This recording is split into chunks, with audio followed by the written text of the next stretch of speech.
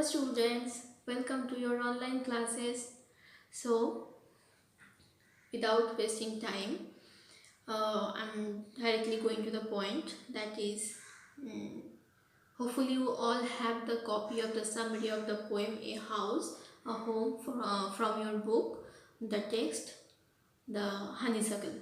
Okay, from your textbook honeysuckle, the poem, the first poem, chapter 1, A House, a Home, and the copy of the summary all of you have.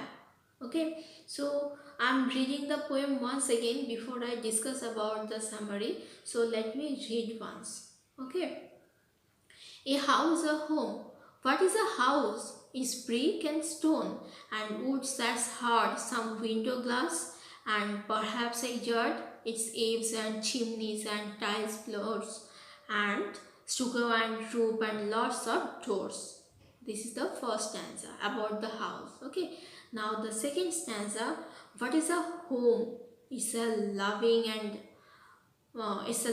and family. It's and doing for others. It's brothers and sisters and fathers and mothers and kindly sharing and showing your loved ones you're always caring.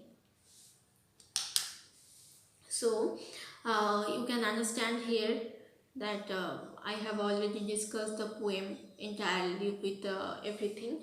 So when we are writing a summary, so somebody can come with 5 marks for 5 marks. For that also time means bar limit will be there.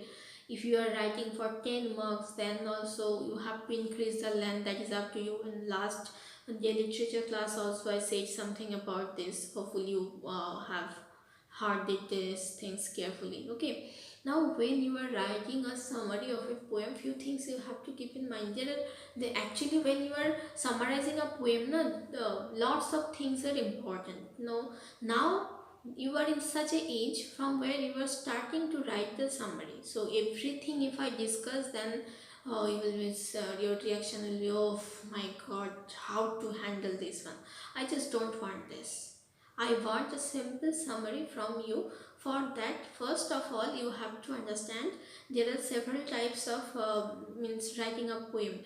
Epic poem can be there, then ballad can be there, now narrative can be there, then descriptive can be there. Hopefully, you are thinking now what these things are, what is the meaning of these words. Okay, so I'm not describing about these things, don't worry, but afterwards gradually when you will be grown up, then you have to use these things. Okay, so basically this poem is descriptive, means only description is given, no narration is there, no person is there who is talking, who is giving his point of view. Only some descriptions are there. There are 2 stanzas containing each 9 lines, containing 9 lines in each.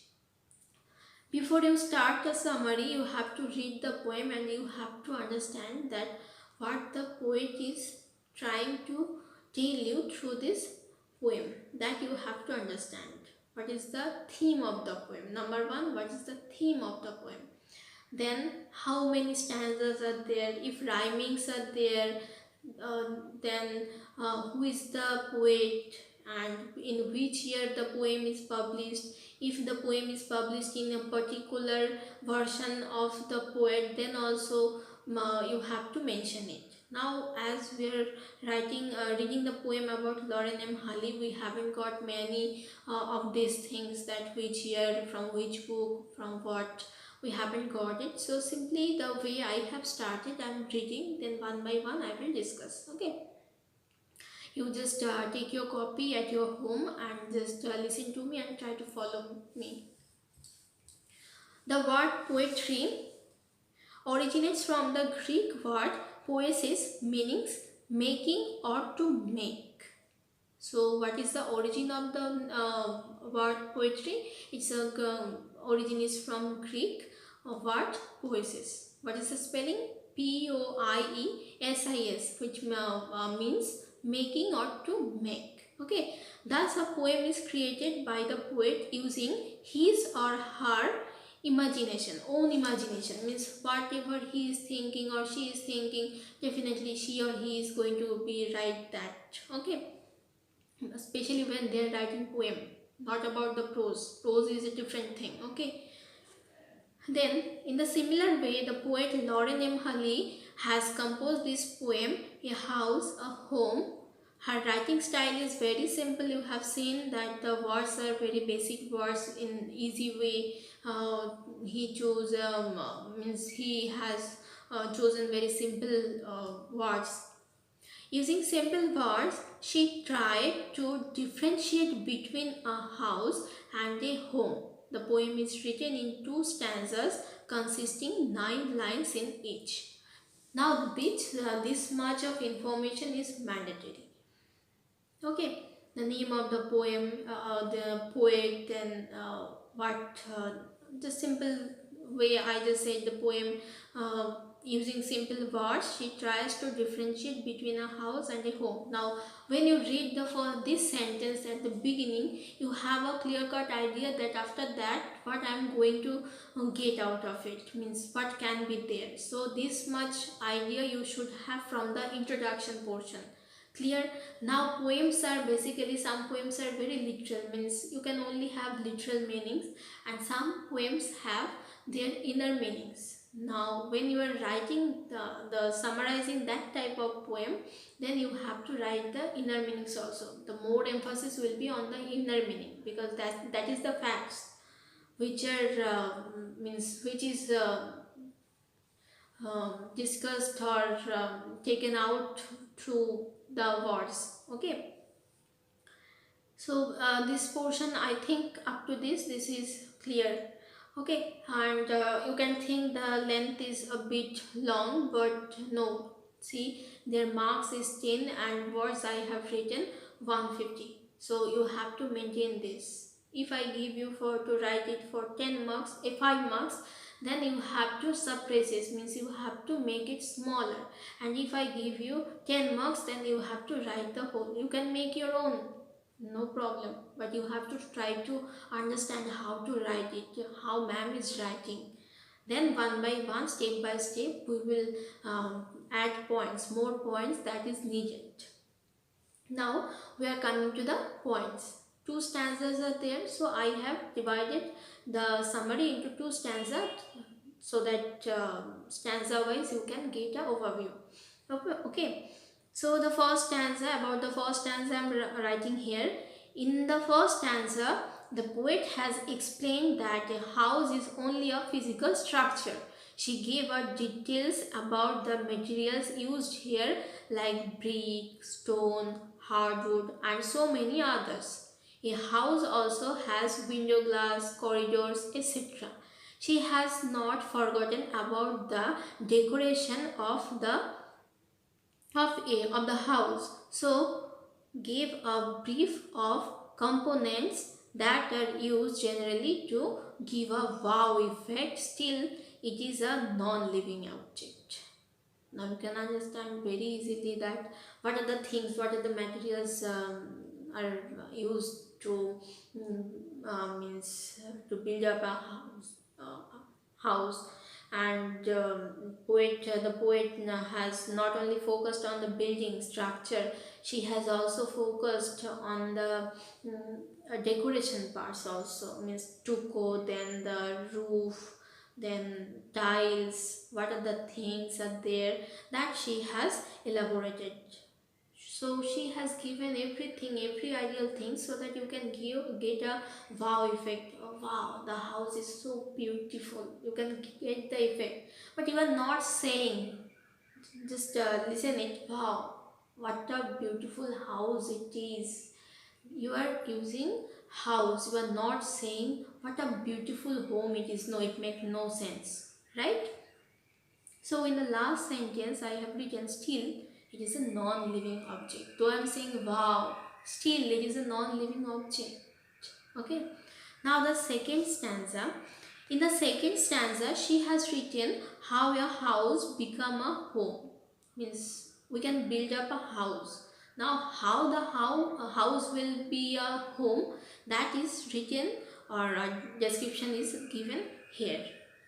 From a long, in the second stanza, she has written how a house become a home, from a non-living object to such a place where it is full of love and care. She mentioned that fathers, mothers, brothers and sisters are living and they are connected with each other with emotional bonds and unselfish acts and kindly sharing. Now this unselfish acts and kindly sharing I have used here within single, I have kept it within single inverted comma. Why? Because this line is directly I have taken from the text. This is not my own line. So I have to keep it within the single inverted comma, or I can use double inverted comma also, because this is taken from the text. Okay, and thus it is called not only a home but also a family. So if I analyze the second stanza, then I can understand then that when we build a house, this is the structure.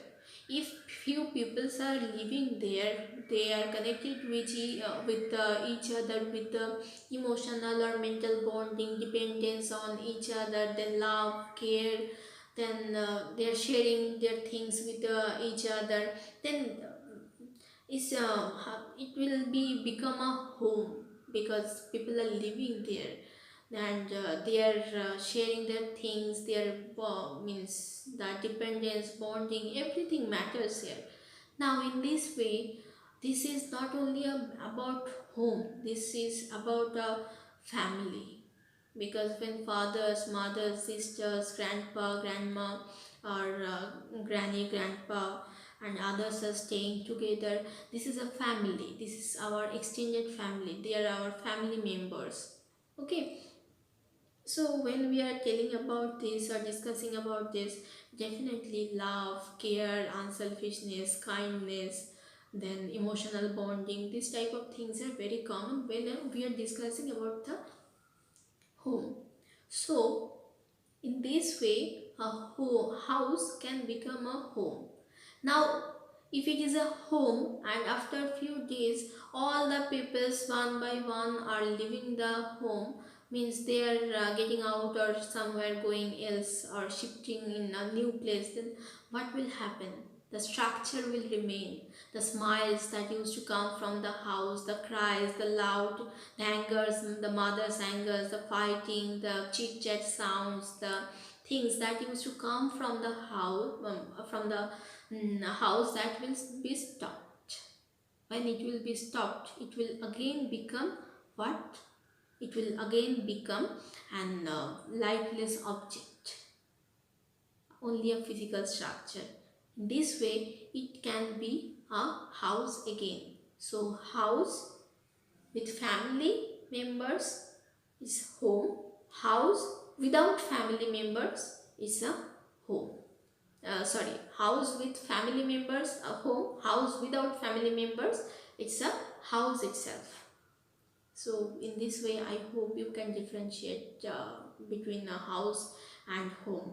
So in this way, you have to start your writing, and afterwards I said several points we have to add here. We will work on it afterwards. Till then, you read the summary. If anywhere any problem is there, then watch the video. Hopefully it will be helpful to you.